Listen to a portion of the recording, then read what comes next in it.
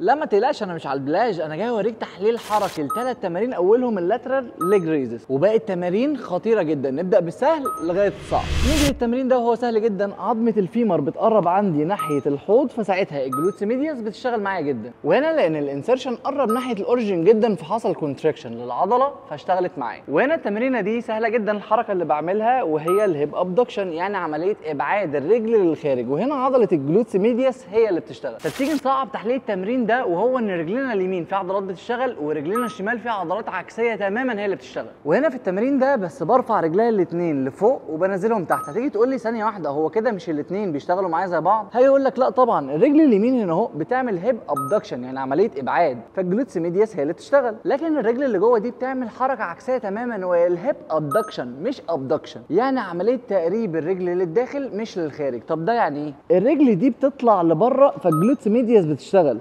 ولكن الرجل دي بتخش لجوه فهنا الادكتور ماسلز هم اللي بيشتغل. ولو مش مصدق الكلام ده، جرب دلوقتي حالا وانت في البيت، اقعد على السرير او في اي حته واعمل التمرين ده، وحط ايديك على جنبك اليمين، هتلاقي عضله الجلوتس ميدياس بتشد جدا في رجليك اليمين، ولكن لو حطيت ايديك على عضلات الضمه في رجلك الشمال هتلاقي هي اللي بتشد جدا. وهنا لان عضلات مختلفه اشتغلت، لان هنا حركات مختلفه حصلت. تالت تمرين والاخير، توقعوا كده، طب افرض نفس الحركه اللي بتحصل دي بس حصلت من الهيب ذات نفسه ان هو اللي بيتحرك.